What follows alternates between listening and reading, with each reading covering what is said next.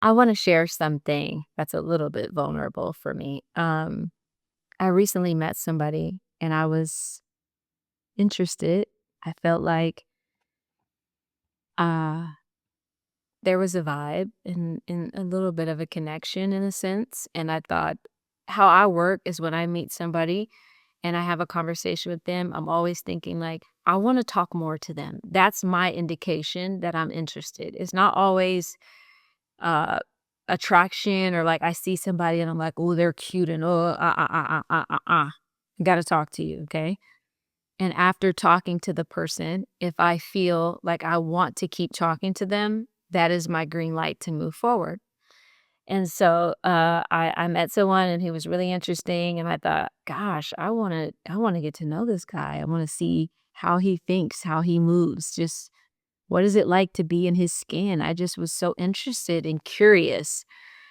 And we finally had a conversation and I asked the question a lot of people don't ask. I ask, what is your family structure like? What's your relationship status? Like, where are you right now? And he was like, yeah, I'm married with children. And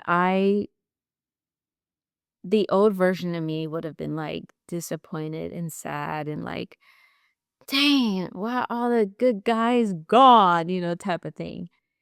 And I saw it as a learning and a growing edge for me because I thought, Myesha, here's a place where you can grow and you can do some work. Because the first thing I thought is, why am I attracting married men who are unavailable to me? And I heard a talk before, and they said when you attract married men or you attract people who are unavailable, it's because part of you is still unavailable. And having somebody who's married is a 100% chance that the relationship does not go anywhere. So I thought, okay, well, if that is true, um, I am doing my own introspection. But what I wanted to say is I was so proud to align with myself and my values, okay? I didn't go through everything that I went through to find myself in sticky situations, okay? It was an immediate no for me. If you are in a marriage, you are in a relationship, you have not done your work, it is a no. I know how difficult it is. I've been there, done that. Know what it is to wrestle, know what it is to know that the marriage may not make it, know what it is to file, know what it is to wait for the court, know what it is to like I been there, done that.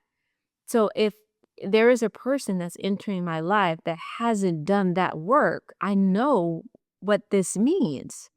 It's not going to progress anywhere that's meaningful for either of us. And it was an immediate no. And I was just so proud. Like, thank you for aligning with your values. Thank you for doing what is right and what is true and to hold it with grace. I wasn't judgmental of this person because I don't know their situation. I wasn't like, how dare you and all that. I thought perhaps our paths cross for us to learn this lesson right here. For me to know what works for me, what doesn't work for me, what I'm willing to do, what I'm not willing to do, and then to hold my boundaries. Values, um, doing the right thing to me has nothing to do with the public will ever see. And that's where we kind of fall short. Those of us who have been in very religious backgrounds, we do a lot of teaching, a lot of talking about it, but behind the scenes, we don't make the choices. We are not honoring God. We are not aligning with what is real and what is true. And I very easily could have found myself in a full-on situationship with this man and have been enthralled in all the feels and all the things. And I thought, and then what? And then what? You know what's good for you. And I thought, yes. Remember in life, for the good of all and the harm of none, when you live like that, the good that you put out comes back to you. And I don't know what situation you might be in. I don't know what situation you're facing or what may come up as a teacher or guide for you. What I know is this: we all have choices, and every single day we're deciding where we want to invest our energy, who we are, what we're about, what we believe, what we accept, what we do. Do what's good for the do what is good for all. Every chance you get. I get to go to sleep tonight. Get to go to sleep every night in perfect peace. Because to the best of my ability, I have shown up in the world and done for others what I would want someone to do for me. And that's not always a happy choice. That's not always, yeah, great. Because brother he was fine. Okay. He had the doom doom. It would have been a nice time. So for me to be able to say, no, wasn't the best feeling.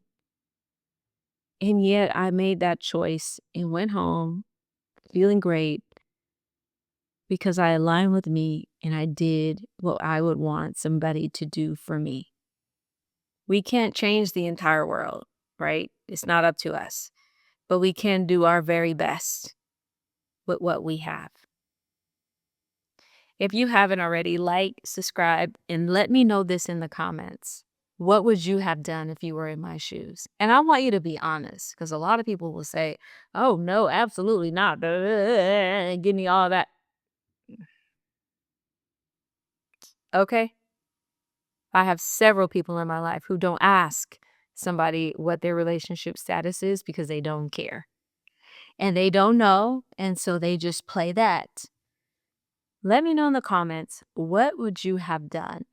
How are you showing up and honoring yourself and your values? I want to talk about it. I really want to know. This is just one small piece, but I'm being vulnerable and saying this is how I'm choosing to show up in the world as a single, ready to mingle, 42-year-old woman, by being true to myself, being true to God, being true to my values, and allowing the character that's deep down inside to be felt and experienced as often as possible for the good of all and the harm of none. I'll see you soon.